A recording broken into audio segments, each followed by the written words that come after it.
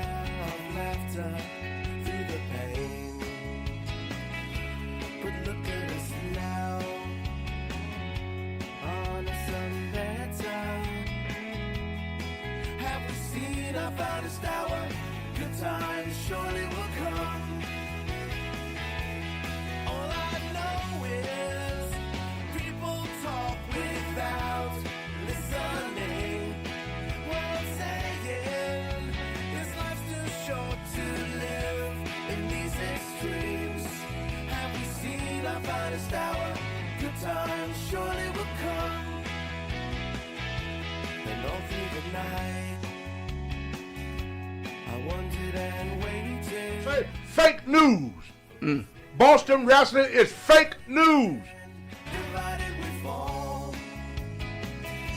to waiting for you, holding it together, just like a desert flower, waiting on the rain to come. And all I know is anger, lies, confusion.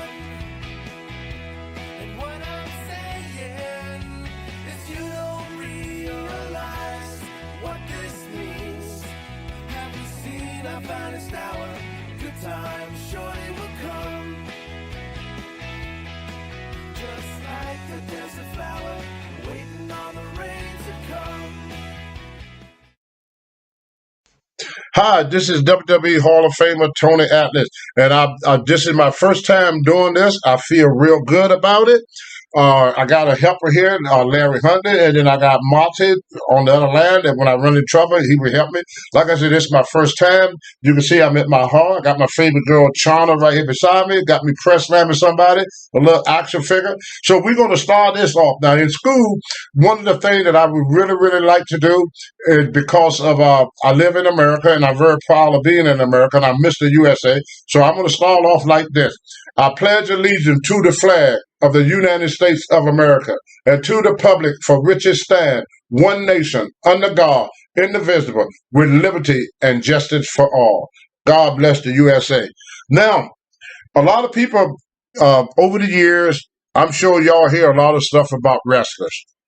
But I was just talking to Larry and Marty the other day. I said, I read some stuff on the paper about guys that I traveled with, like Ric Flair and Wahoo McDaniel, Klondike Bill. And I never knew much about them until I went to WikiLink and found out stuff about them. But I don't want y'all to go to WikiLink to find out about me. Now, I was born in a little small town called Clifton Forge, Virginia. And I don't remember much about my childhood in Clifton Forge, but I do remember that I grew up in a town called Lowmore, Virginia. Now, Lowmore was a small town between Covington and Clifton Forge. It was 8 miles from Covington, and it was 4 miles from Clifton Forge. We live in a little, in the old days, you call them like a slave shack. I mean, it had dirt floors. You have wooden walls, and in the wintertime, we didn't get much snow up in the up in the hill. They call it the Allegheny Mountains. You got the Allegheny Mountains, and you got the Blue Ridge Mountains, and it was all mountain region. I mean, right on the border of. If you looked up on your map, look at Lowmore. It's right on the border of Virginia and West Virginia. So this is kind of like northern. Northwest Virginia, where I raised up at, where life at that time in the 50s and in the 60s was hard for everybody. I mean, I used to wake up at nighttime whenever it snowed and shake snow off my blanket because the snow would come through the cracks of the house. We didn't have running water. So what you had to do, you had to lower a bucket down in the well. The well sat out in the front of the yard, and you draw that water in, and that was the water you used to wash with and to drink with. Now, my mother had 9 kids, so you have what we call a foot tub. So you take that water, you heat it up on the stove. You heat that water. This is my neighborhood. You heat that water up on the stove. You dump it in, and you take a bath. Well, every one of my brothers always wanted to be the first, the first in that bath water. You can understand why. Because with 9 kids, by the time you got to that 9 kids, you were taking a mud bath. So if you're the first kid, then the only way you get fresh water, you got to draw more water, set it on the stove, heat it up, and pour it into this foot stub. Now, you know how all you guys, when you want to use the restroom or something, you just get up and just walk through the house or walk, down the hall and use the restroom. We didn't have that. We have what we call an outhouse. Now, the outhouse was set on the outside away from your house. You want it away from your house, and you use the house out. But at nighttime or in the wintertime, they had a slop bucket, as we call it, that was underneath the bed. And you take that slop bucket and you set on that bucket. You do what you got to do. In the morning, you got to go dump that bucket. That's how we used the bathroom when I was a kid. Now, one day, we used to play jokes on each other, too. I got to tell you the jokes we used to play. My brother would go and kill a snake, and I'm sitting in the outhouse, looking around. You got to look for snakes when you live in Virginia.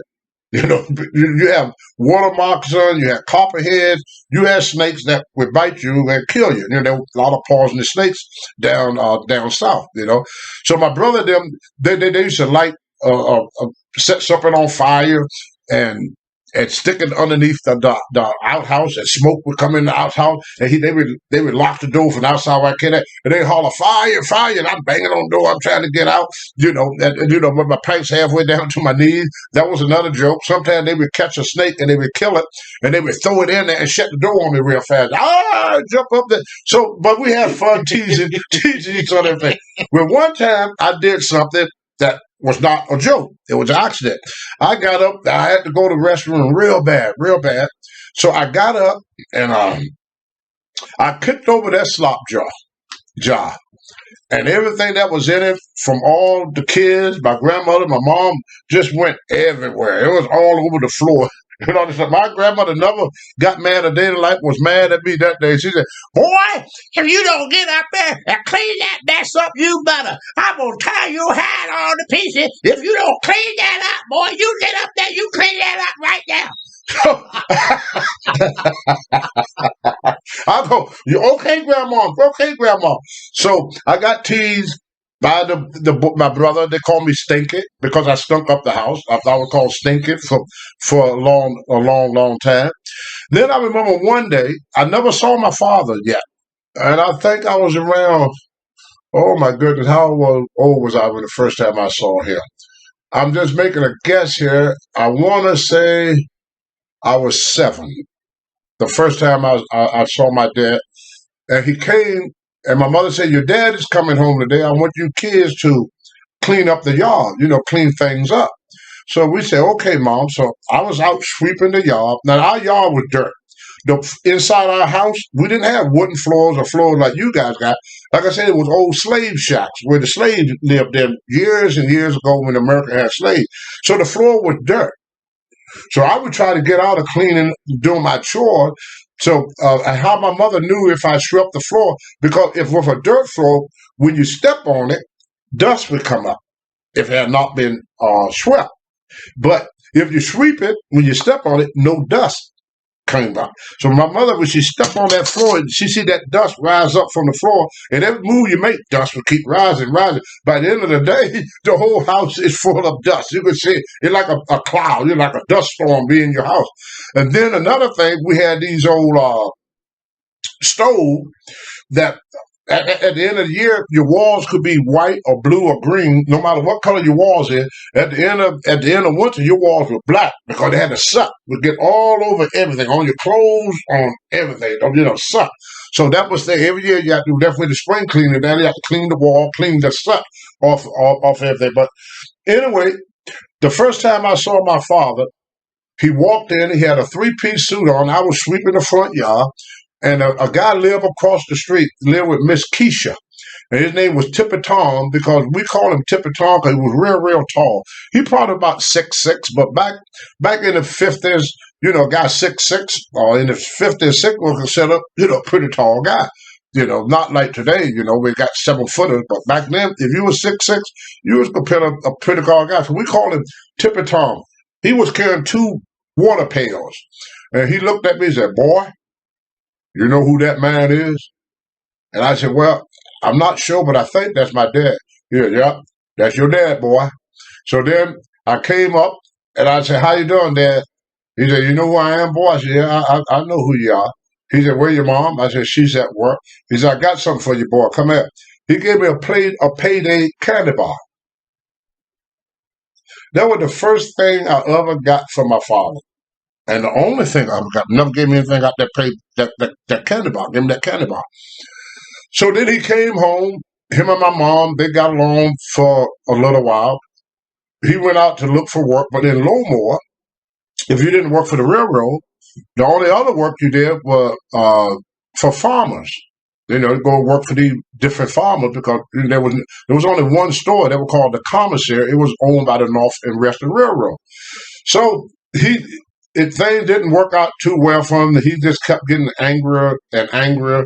So he tried to make the best of it. So I remember one day he gonna plant a garden. So me and him, we went way out. We dug up. We didn't have tractors or cultivator stuff. So we used a pick, a rake, and a hoe. We did it all manual.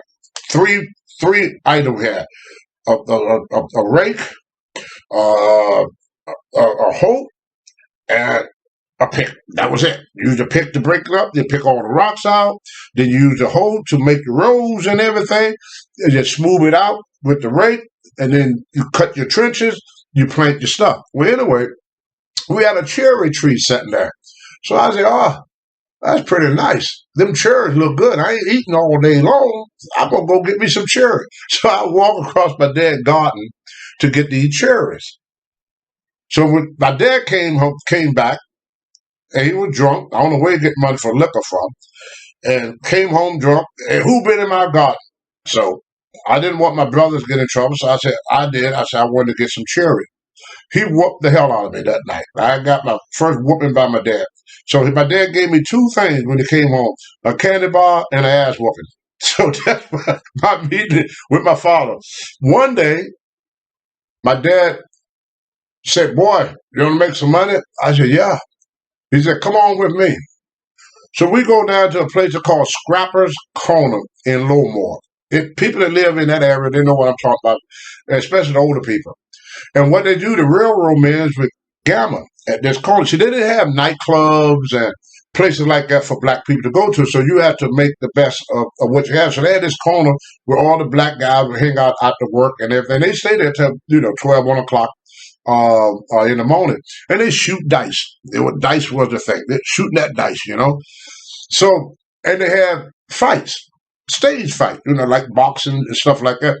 So my dad said, you remember when I taught you how to hit a man? Because my dad had a belief. He said, if he ever hit you and you don't go down, he's going to walk around behind you to see what's holding you up. That was his. He believed, he boxed a little bit in the military. He was a cook in the military, but he was on the boxing team too. So he knew exactly how to where to strike that. Tell me to catch him right on that chin right there. You hit him hard, you get right on that chin. Forget about all this here. Don't hit him in the head. You're going to hurt your head. Catch him right on that chin. So I would try to put my weight behind and hit you right on that chin and knock you out. And then he told me I was going to fight this guy. And they bet some money. It was $5 on the table. Back then, for a black guy, $5, that was a lot of money. That was a week pay for most people back in them days. So I wanted that. My dad wanted that $5. So he said, boy, if you lose this fight, you're going to get it worse when you got home. So I kept fighting this guy. I just wouldn't give up.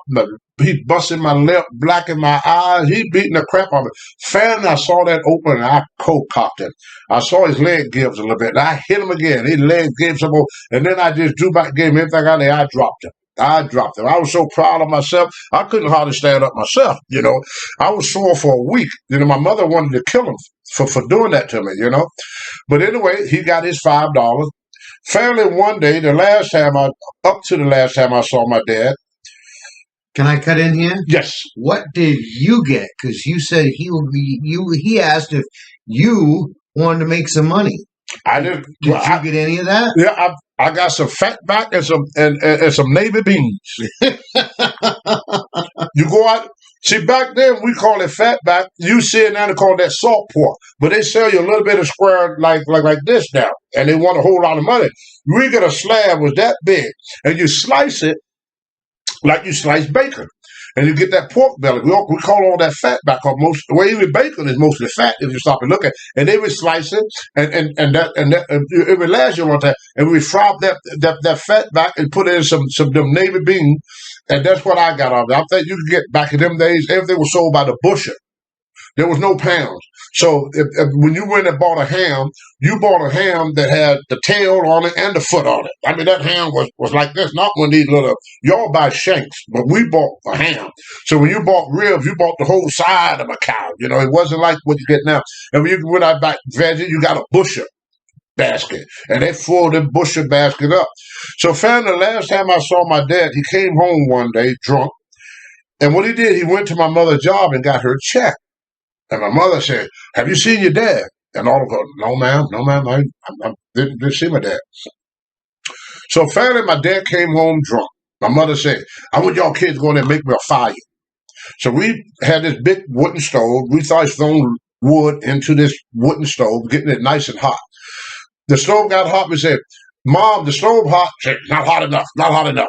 More. Mom, it's August. We're sweating." We said, "Mom, come on. Do what I say, boy. Don't let me tell you again." My mother always said that. "Don't let me tell you again." We knew once she said that, she won't tell you again. The next time she tell you, you with that switch. You know, my mother was not, how you say it, there was no democracy. You want democracy? Don't live in my mother's house. Dictatorship. That was it. You know, she was Putin. My mom was every bit of Putin. Yeah, none of that stuff we do over here. We pay my mother. While you're under my roof. But anyway, we got that stove as hot as we could get it. And they said, "Okay, you kids go on outside." Here come my dad, drunk, cursing, and everything. Now my dad was a tough guy. You know, he was part Scottish, and part black. And he was couldn't nobody in town beat my dad. Couldn't nobody in that whole town beat my dad. And my mother knew what a good fighter he was. He was a hell of a fighter. He was known for his fighting. That was his reputation in the neighborhood. Fighting and womanizing. That was my dad. Good fighter and a womanizer. So my dad came home. My mother said, "You kids going out in the yard and play."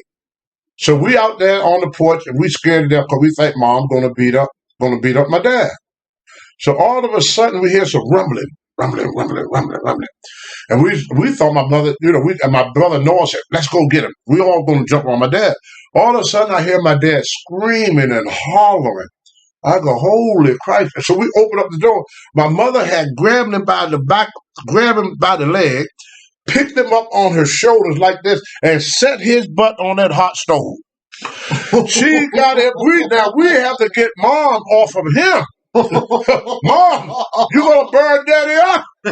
Daddy on fire!" And when your mama, you gotta go to that well to get water. They ain't like you go to the speaker, turn the water on. My dad took off running. Now here come my mother right behind him. We didn't know she had this. She went under her mattress and pulled out a Smith & Wesson 38 with a long-ass barrel. Then we hear bang, bang, bang. We said, "Oh, Lord, Mom just killed Dad. Dad is dead." My mother come back in the house and said, "Your father is the luckiest man in the world that bullets cannot turn corners." I didn't see my dad no more until I was 21.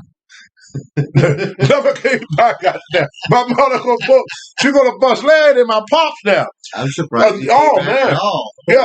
See, this was what life was like when I was a kid. See, I say this, a lot of people, 75% of black kids grew up without a father.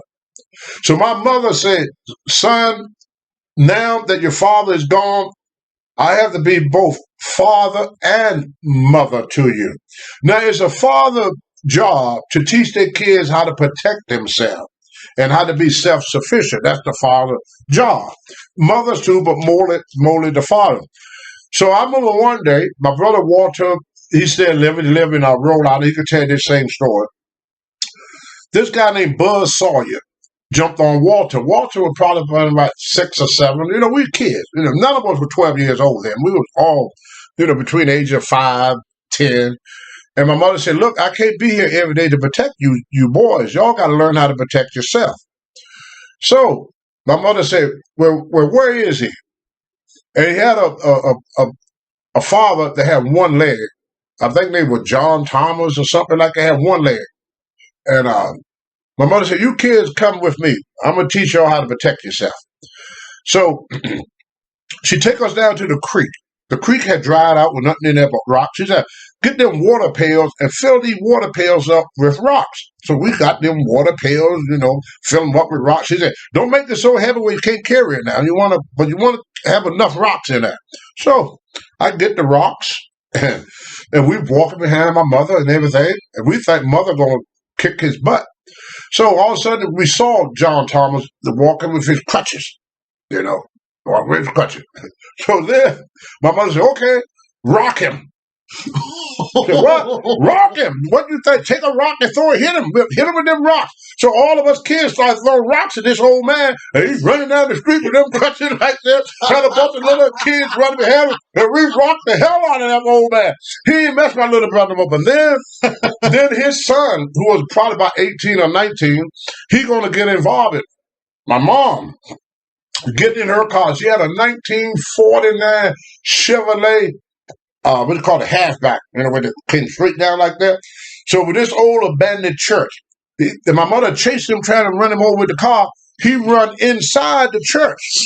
My mother drive the car up the freaking step through the church after him. Big B drove that car up the freaking step, through the freaking door, right after the sun. So my mother, when he ran out the other end of the church, the car came out behind him, like what you see in a freaking movie or something. Cracked her windshield and every damn thing. So when he came to the side, my mother said, don't let him get away, rock him too. So we started rocking him too. So that's how my mother taught us how to protect ourselves. If you mess with us kids, you're going to get rocked. We didn't have no guns or knives or nothing, but we fist fight every day. I remember the first time I got in a fight, this guy named Ursi Goffard. Now, I was probably about 7 or 8 at the time. Ursi was probably about 15 or 16 years old. He was about 10 years older than me. He was like a bully guy. He was probably about 5'10", maybe 6 feet. Great basketball player. Light-skinned guy. One of them real bright-skinned, kind of like Ernie Ladd. Real light like Ernie Ladd.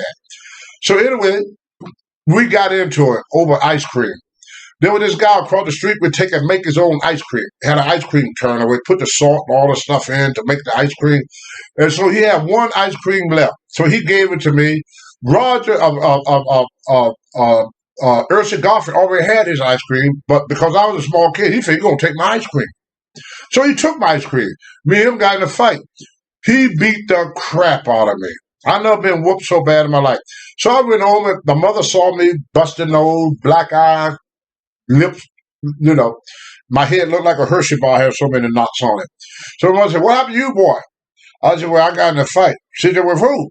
I told her who I got in a fight with. She said, did you win? I go, no, ma'am. Did you run away? I go, yes, ma'am. She said, come on with me, boy.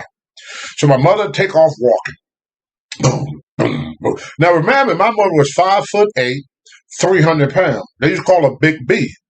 So Big B took off. Come on, no, come on with me. Boom, boom, boom. That's how she walked. Boom, boom, boom, boom. In fact, I walk just like my mom. If you ever met my mom, everybody would say, that boy walked like his mom. When you see me walk to the ring, that's how my mom walked. Vince McMahon is imitating my walk now, which is my mother's walk. He don't know he's walking like my mom. Every time he go down the ring, I said, look at him walking like my mom, because I walk like my mom. So anyway, when we get to the garden, my mother said, where's that boy that beat you up? I said, that's him. She said, you mean that old tall high yaller? We call him high yaller, which really means mulatto. I said, yes, ma'am. She said, get him. So I looked at my mom, he just beat me. She said, I don't care. You go out there and you fight him again. So I ran out there and I fought him again. He kicked the crap out of me again. So my mother patted me on the back. You did good, boy. Now tomorrow, when you do the same thing all over again.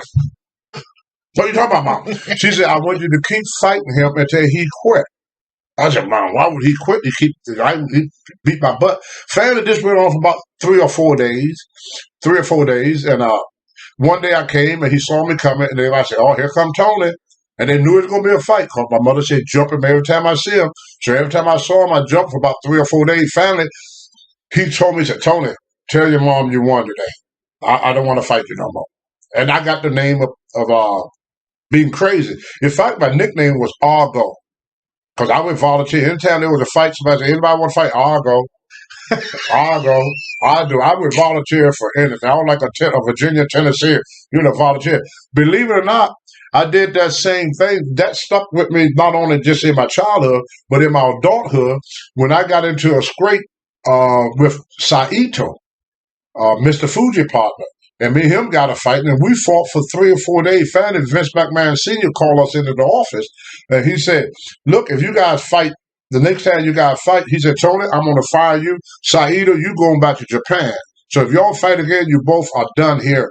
This is not, I don't want no more fighting in the dressing room. And so that led into, my later years.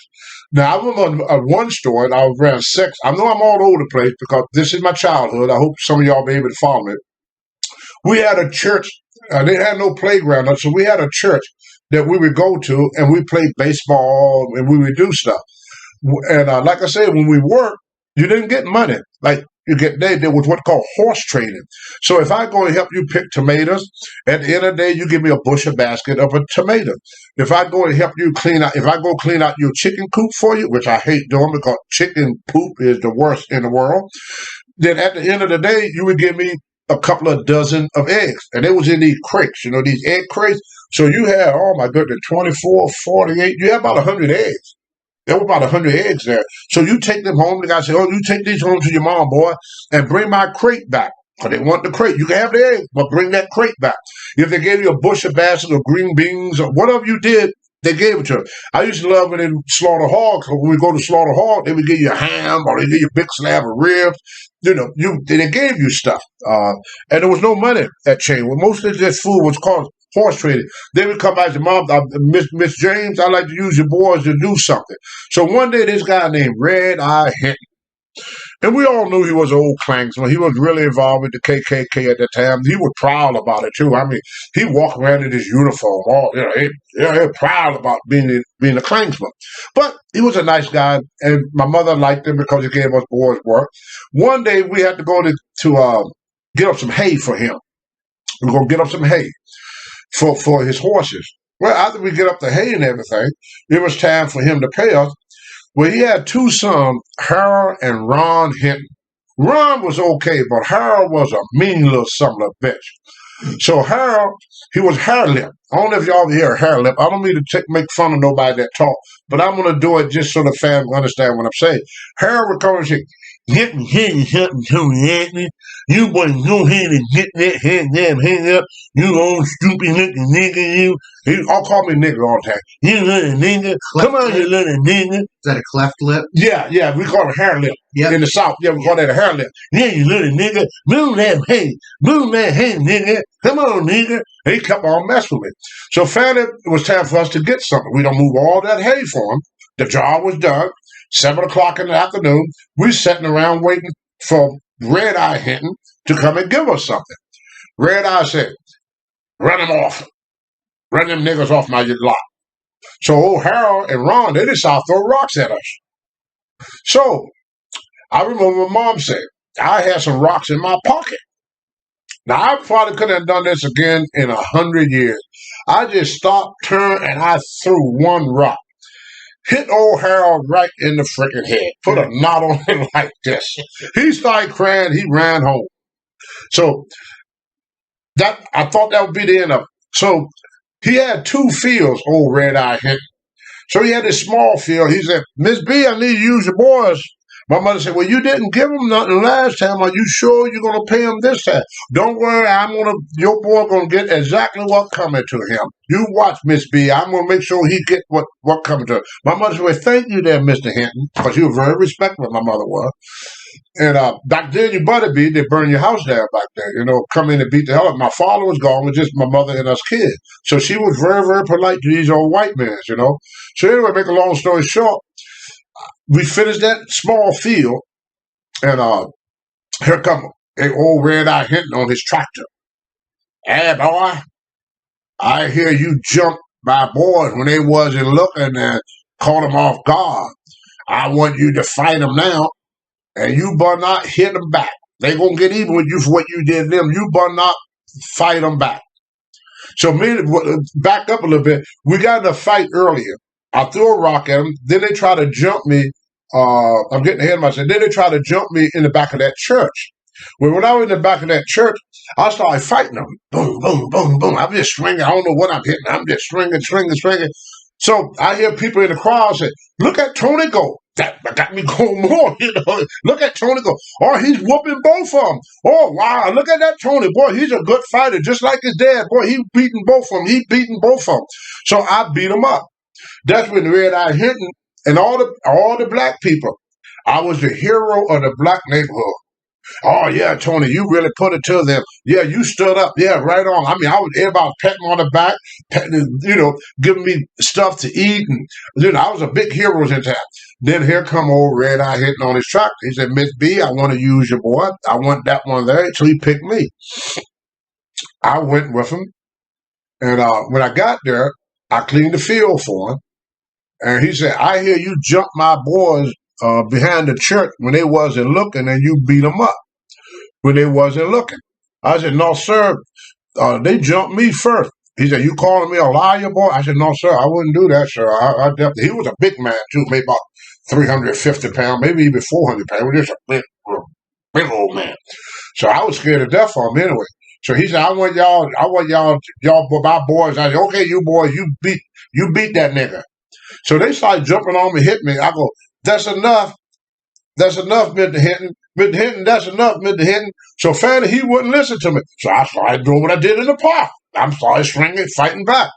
Next thing I know, I felt a sharp pain in my back. He had stabbed me in the back with a pitchfork and drove me to the ground. And then his son started kicking me and beating me while he held me down with that pitchfork. Here's the part that got me. When I got up from there were probably about 10 or 15 black men and women standing around watching. This white man pulled me down while these two white boys kicked the shit out of me.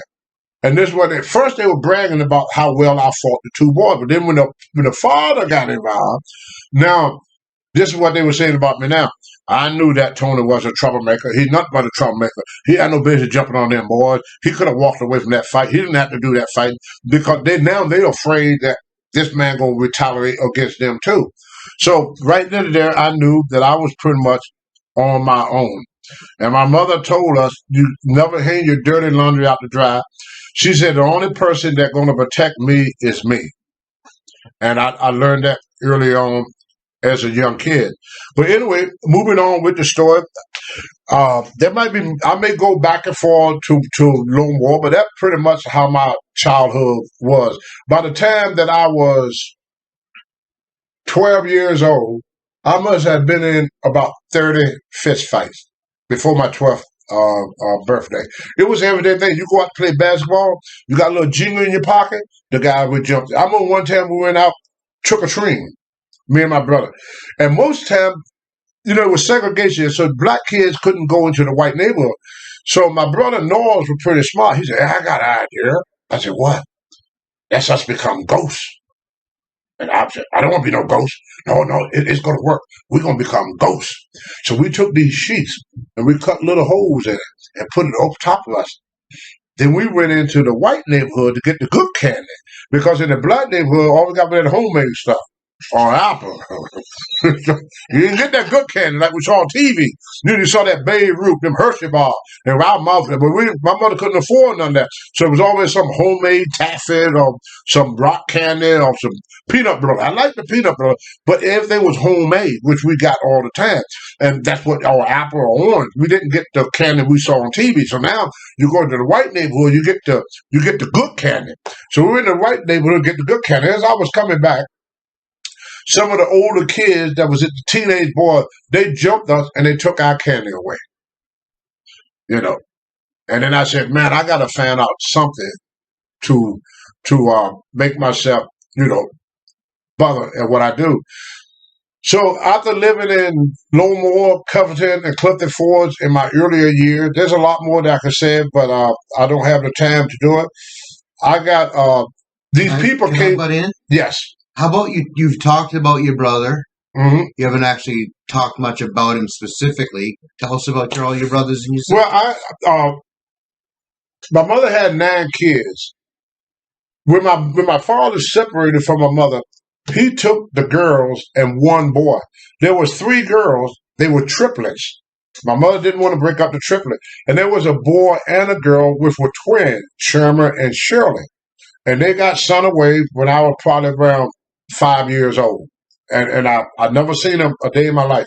You know, I'm an old man now. I got 4 sisters and 1 brother, which I never see because they left with to go to Richmond. My father went to Richmond because he figured, you know, that was a better place. He tried to get my mother to go with him, but my grandmother did not want to live in the city. She was born as a country girl. She was going to die as a country girl. So she wanted to stay in the country, even though there was no work for my dad. My dad eventually got a job at Philip Morris, the tobacco place up in Richmond, worked for Philip Morris. But after he left, I got in a fight. I had to learn how to protect myself and everything. So finally, these people came to the house because I came to school dirty all the time. I took a bath maybe once every month or two. I mean, a bath was like a monthly thing to me. I never combed my hair. First time I combed my hair, I was 12 years old. We didn't have combs. So we just get in that tub and you wash off, and that was it. In the summer, you go jump in the creek. Because like I said, you didn't have showers. You have to haul that water from the well, heat it. You know how many buckets you have to dump in that tub to fill up that tub? You know, you have about 10 buckets you have to before, and then after 3 people, it ain't water no more. It's mud. You're taking a freaking mud bath. You're more dirty going in than it coming out. You know, that was life, not just for black people, it was just life for a lot of, you know, poor people, white and black, Jewish, Indian, no matter what you were, that was life in Roanoke for a lot of people. So they sent me to this place. They called the Virginia Negro Baptist Children's Home. And that's where my development came. This was life at the Baptist Children's Home. You get up at 5 o'clock in the morning. At 6, you got to feed all the animals and let the cows out to pasture, slop the hog, feed the chicken, feed the horses, the mules, whatever animals they had. They had horses, mules, and animals. It was called the Virginia Negro Baptist Children's Home, and I think it was on Route Flat 5 in Chesterfield, Virginia. Chesterfield is up near Petersburg. It's on the outside of Petersburg. So you get up at 5 o'clock in the morning. At 6, you feed up. They call it feed up. At 7, you have breakfast. At 8, you're in the fields working. You know, we haul putwood. We worked in the field. They had 600 some acres of farmland, and you did farm work all day long. And at 11 o'clock, was it 11? Yeah, 11:30 to 12:30, you would have lunch, and then from 4:30 to 5:30, you would have dinner, and then at 6, you would feed up. You know, and the thing about cows, every day that I went to, they said, Tony, go get the cows, and we must have had about 20 or 30 heads of cows there. So he said, go get them cows. I would walk to the field. The cow would see me. They started coming on their own. They just knew it was time to come home. They would just leave the field and start walking back to the pen all by themselves. All I do is just walk out that field, and the cows would see me, and they started coming. They just knew it was time to go. Another thing I learned at that place, I had a dog named Duke. He was a puppet. And the guy that ran the place was Mr. Garden Harris. I said, Mr. Harris, can I keep that puppet? They said, well, his mother died, and we were going to give him away to, you know, one of these places where they would send dogs and stuff, because can't feed. I said, I'll take care of Mr. Garden. So he said, you sure it's a lot of work? I said, yes, sir. He was a boxer. It was brown and white boxer named Duke. So me and Duke was the best of friends. I mean, Duke went everywhere with me. I mean, I tried to get him to sleep with me. I used to slip him in slip him in the dormitory late at night. They could see old Duke there. I got in trouble for bringing Duke in the house and all this and that stuff. So I would take Duke everywhere I go.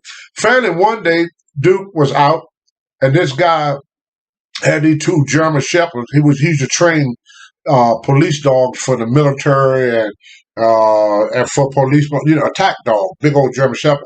Where Duke got in a fight with both of them, and they bit a big plug out of his hip, and Duke died.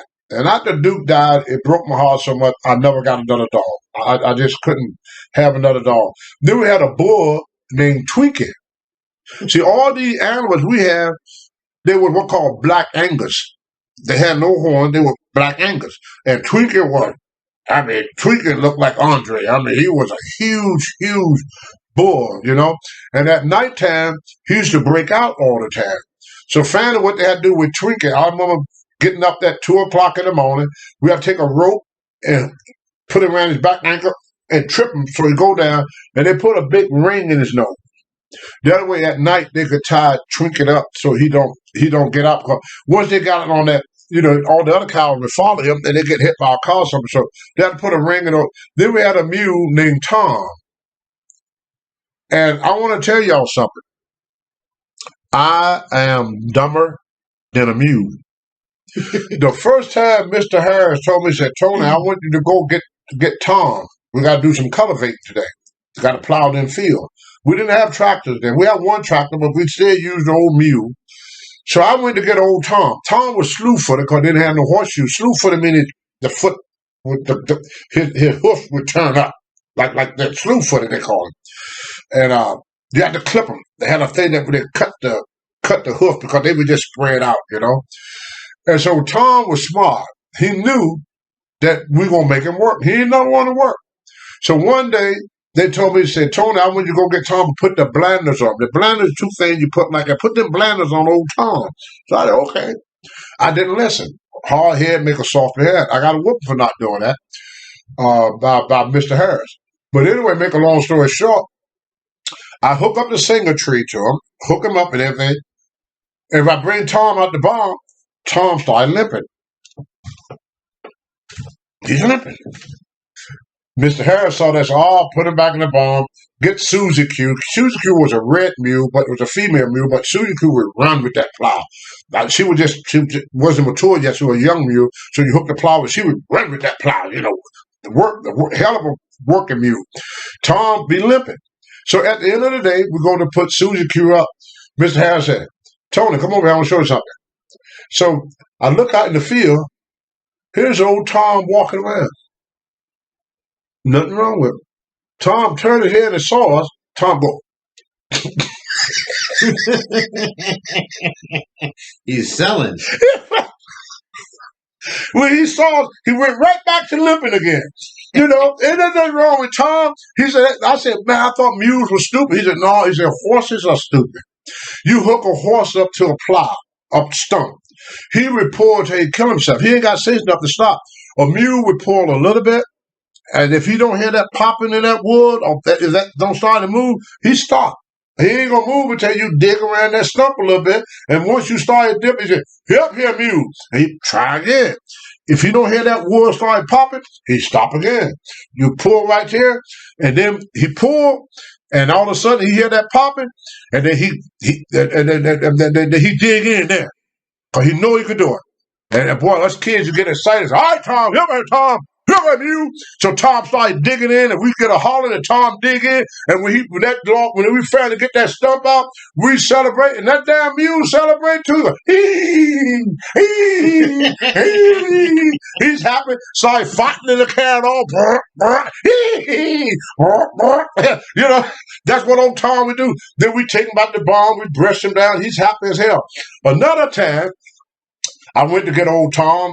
Tom got between me and the wall. And I'm going to put them blinders on her. Tom just did this to me. And laid on me. It's like that. Now, Mr. Harris, everybody said, where's that Tony? What, he's ducking work again? He's ducking work again? They said, no, Tom won't let him out. So they had to call him, get over there, Tom.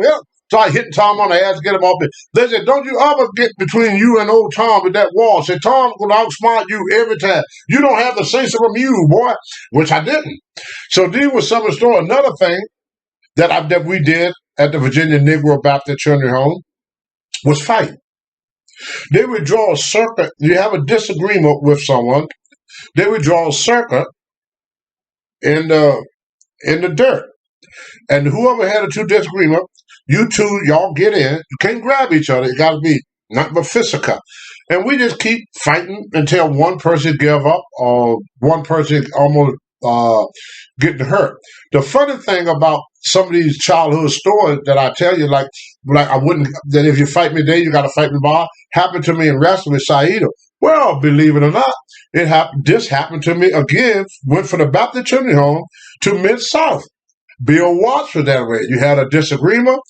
The guy would circle you in the middle of the dressing room and you fight it out. After the fight is over, I don't want to hear no more about it. It's kind of odd that what I learned at the Baptist Children's Home became stuff. The same thing happened to me in the world of wrestling. And like the same thing with Red Eye Hinton. When I turn around, when I work and not get paid, same thing happened in wrestling. And even Larry and a lot of wrestlers can tell you go work for a promoter, and in the day, the promoter, like Nick Gudis, tried not to pay me and Tommy Rich. I went to Africa, got stuck, didn't get paid.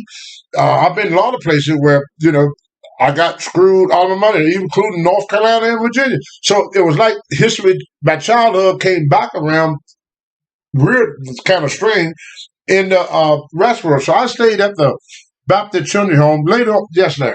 Why don't you go back and say why you went to the Baptist children? Because I was all nasty and dirty, and the kid was complaining about how I smelled. So they turned me over to the state. So the state told my mother, said, we got to take two of the boys from you. So they subbed me and Charles. Walter was the baby stayed. My brother Norris left. He went to the Job Corps first, and then at 15, he had my mother sign paper, so he go to the military. He served 35 years in the United States Army. My brother Norris, he retired now. He lives in Washington State. I talk to him occasionally. He's in his 70s now. Great guy. Not somebody I want to fight with. He was a ranger. He did a lot of special ops stuff. I asked him one time, I said, brother, what you did when you was in the military? He said, I will tell you, but if I do, I have to kill you. So I didn't ask him about that. Okay, whatever you want to say, bro. Then my brother Walter, he stayed at home with my mom. And Charles ran away from the Baptist Children's Home and wouldn't go back. So they let him stay home with mom. But I stayed, and I fell in love with this girl named Jean Allen. Beautiful girl. And I remember getting a fight over her because there was another kid that liked her too. So Mr. Harris said, well, y'all have to fight over her. Whoever wins get to take her, get to date her. So I got my butt kicked, because I was smaller and weaker. But he beat me up. I fought him for about a week. Then every time I fought him, I got it beat. I fought him. They beat me for fighting. I fought him. I said, shit, this ain't working out. Like a freaking kid. Not like what Mama said. No, it worked out great in Lowboy and Clifton Falls. Ain't working out too good. I said, well, baby, I should disobey my mom just for this one time because I don't know what it's worth. This guy beating the crap out of Mr. Harris whooping my ass with that strap. So the Baptist Children's Home was a great place for me. I went in. When I left the Baptist Children's Home, oh boy, did I get big. I was 185 pounds when I left there. When I went there, I was probably about 120, 110. I mean, I was like a beanpole. I was so tall. Yeah, I was so tall. My mother always told me I should be a basketball player. But then when I came back, I had 16-inch arms. We saw wood. Crosscut saw, swung double axe. Did the hole, walk behind a mule. I used to take they used to cut 6 foot. The put wool was 6 feet. I would take a 6 foot log, set it on my shoulder, throw it up on the trailer. I threw 200-pound hay bales around. Oh, I'll tell y'all this story before I get out of the Baptist Children's Home. Sometimes people come by the Baptist Children's Home to get kids to do work for them. Now, anybody ever haul hay, know you have to wear a long sleeve shirt. If you don't, the hay would scratch up your arm. So I got this long sleeve shirt on, and this guy decided he's gonna cut the hay while it was still green. Most people don't do that. But he wanted to cut it while it was still green. Why? We don't know. We didn't ask. We just did what it said. So I grabbed one of them hay bales and I threw it up on the trailer. And it was an old black snake in that hay bale. And he said, "Tell my damn arm." I took off running and hollering and screaming, and I'm stripping as I'm going. I'm taking my shirt off. I took my pants off. By the time I got to the end of the field, I was standing there buck naked. I ain't had a stitch of clothes on, and I'm scared. And where that snake? Because I'm scared to death of snake. I'm still think that I still can feel that snake, even though he ain't on me no more. So the man that was the white guy that was sitting on his tractor, he laughed every time he came by there. He said, "I want that boy there." He said he's not the best worker, but he's gonna do something before this day is out. He's gonna do something to make me laugh. Sure enough, the next day I'm gonna help his daughter. She had these outdoor thing where you the big flowers got the glass on it. Oh, the greenhouse? Greenhouse. She had a greenhouse and she made a lot of flowers. She sold them to different places, took them to stores. That was her business. Anyway, she had her son, me and Charles were there. She had a son that she bought him a Zorro outfit. He had the mask, the black hat, the vest, and had the little chaps pants, And he had a little 6-shooter, fake gun. Well, not a real gun, a little cap gun. And he had a whoop. So he come in there. We was in the field, we working. He go, "Get to work, nigga." Hit me with that damn whoop. Whoa. "Get to work, nigga." Hit me with that whoop again. I said, "You better cut that out." So Charles said, "You better stop that." I'm telling Mom, "You go tell what you want, nigga. I hit you too." What? He hit Charles. Charles, get back. "I'm going to tell your mom." So he hit Charles again. Charles took off to go get his mom.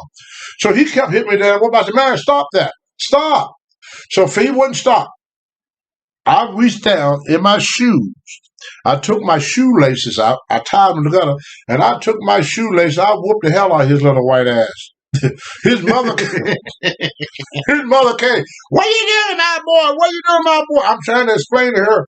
I'm telling your mom, you're going to get a whooping when you get home. Sure enough, I get home, I get a whooping. Because I'm not supposed to hit a white kid. I hit a white kid twice in my life. I hit a white kid. Both times I got in trouble for it. The old hitting boys. And that's why I like wrestling. I can beat up white people and not go to jail. That's my first time beating up white folks and I didn't end up in jail for doing it. But that's what's life, the way it was when I was a kid. There's a lot more to tell about my life. But then I came home for the Virginia Negro Baptist Children's Home. I came over to Virginia Baptist Children's Home, and my mother had moved from Covington. Oh, there's one thing that I want to tell y'all. I got just a few more minutes on this segment. If you ever go to Clifton Forge, there's a rock. There's a rock. I'm going to try to find a picture of it to show y'all with the face of Jesus on it. It was right down the street. What happened, they told me the story, I wasn't there, but old people told me the story, that there were these ministers and deacons, they were out drinking and swearing. All of a sudden, the cloud got dark, it started lightning and thunder, and it rolled off the hill. And when it rolled off the hill, they picked it up, they put this rock on top of another rock, automatically water started coming out of this rock. It's right there today. I took a picture of it probably about 5 years ago. Got the face of Jesus on it. Nobody carved it, and water is coming out. They try to cap it off, and it can't. They try to move the rock, and it can't. That's why I believe in God, because I tell you, I got to tell this story before I end this segment. A guy named Jerry Hayes, me and him and a girl was walking. He liked the girl. I didn't know it. The girl liked me, but she didn't like Jerry. So what ended up happening, if y'all look close, you see it's a dent in my head right here. There sure See that dent? See that dent? And then you see me, I got a crack to go across here. Jerry Hayes pushed me. I was looking, I said, because the creek was dried up. So I said, "Jerry, look, the creek is dried up." Jerry came up to me and said, "I'm going to push you." I said, "You better not." So just as I said, "You better not," he pushed me head first. I fell, cracked my skull, and my skull. You could move my skull just like this. I go home to my grandmother. My mother was at work. She said, "If you pray to God, He would give you what you want." So I asked God to be strong like Samson, built like Hercules, and have a lot of friends and money. I became United States bodybuilding champion, one of the strongest men in the world, and a wrestling star. Everything I asked for in that prayer came true. Another thing I want to tell you, fam, you may not want to believe me. I met a lady probably about 10 years ago in Iron Gate. I ran on outside Clifford. She said, "You don't remember me, boy, but me and your grandmother prayed to bring you back. To bring you back." I died from that push. Didn't even know it and came back, according to old people that live around that area. So that's why in that area they always call me the gifted one, because I faced death when I was 6 years old. He pushed me in that creek, put that big dent in my head. His name was Jerry Hayes, and everybody around that area, though, they thought I was dead. Everybody thought I was dead. My grandmother got me to pray with her. I got down on my knees. I prayed my grandmother to be strong like Samson, built like Hercules. And the reason I say built like Hercules, because Samson, according to the Bible, did not have a built. He looked like a normal man. In fact, he was very deceiving looking. He looked like a weakling, a wimp. He looked like Pee Wee Herman, according to the Bible. Hercules was a gladiator, was built up and was built, and a lot of friends. I became everything. When I graduated from high school, I graduated with the same clothes I started school with, and a year later, I was making $75,000 a year. 1 year after I finished high school. So this is pretty much some of my life when I grew up to be a professional wrestler. Later on, I'm going to get into how I got my start from wrestling and how I got started in weightlifting. We still got about 5 more minutes, Tony. Yes, I got 5 more minutes to talk to y'all, and within them 5 minutes, I just want to say this. First, I want to thank Marty and the Pharaoh for giving me and Larry this opportunity. Like I said before, this is my first time doing this. And I know a lot of wrestlers that helped me. A lot of people helped me along the way. And I like to use this broadcast not to blow my own horn, but to let y'all know that in America, no matter how poor you are, you can be raised in a slave shack where you have to go and haul your water. You can have an outhouse. You can have a bucket underneath your bed. You can eat 1 meal a day. We were so poor that we used to wait till the end of the day when mother came home from work. My mother worked from 7 o'clock in the morning until 11 o'clock at night. Every time I see a 7-Eleven show, I would think of my mom, because then was her hour from 7 a.m. to 11 p.m. But at 11 p.m., I got my first meal for that day. And we were so poor, we didn't have dishes. So my mother would put newspaper on the floor, and whatever leftover they have for the place, she would dump them on that piece of paper. And we sat there, we had no silverware, with our hands, and we would eat just like this. And then we crawl underneath our bed and go to sleep. But my mother didn't give up on us. She stayed in there until we was all big, healthy, and strong kids. Her name was Miss Beatrice James White. My grandmother was Lelia James Caswell. My father's last name was Charles. My dad was Noyes. I got a brother named Noyes, a brother named Walter, and a brother named Charles that I knew of. I got a brother and a sister named Shirley and Sherman that I never met. I got 3 sisters that I don't know their names, and I never met them. So I've used this opportunity to bring to light some of the people from the beginning of my life up until where I'm at now. So y'all can kind of, when y'all see me more than just being, WWE Tag Team Champion Rocket Johnson and Mr. USA. We all know that about the wrestler. But have you ever thought about how did that wrestler grow up? And this is what I'm trying to do. I'm trying to let y'all know how I grew up. I grew up in poverty. I worked my butt off, and I believe in my country, and I believe in my God. So, Larry, anything you like to say to the fans? Thank the fans for this wonderful segment. Marty and the Pharaoh for giving us this opportunity. Tony, you've already said it all, man. They are here to listen to you talk. Right. You tell some great stories. I have been on the road with you for thousands and thousands of miles. And we sat and we talked about all these stories. We talk about these stories. We talk about this is the great. And when I hear them here, it's the same stories I've heard on the road for years, decades. When next week, after I left the diagnostic, I don't mean to cut you off, Larry. After I left the diagnostic center, we didn't even get into the diagnostic center. That's what I'm getting ready to tell the folks about. I'm going to tell the people about my life with the diagnostic center. and the comparison between that and the Virginia Negro Baptist Children's Home. And I want to talk to y'all a little bit. I don't know if I'll be offensive by doing it. A little bit about homosexuality. That's one of the things that I learned about at both places. I was not involved in none of it, but some of the things that I saw, and I've seen a lot of it over the years. I've seen a lot of stuff because y'all know I'm kind of goofy anyway. I like for women to step on my face. You know, that's not the the most thing you want to brag about too much.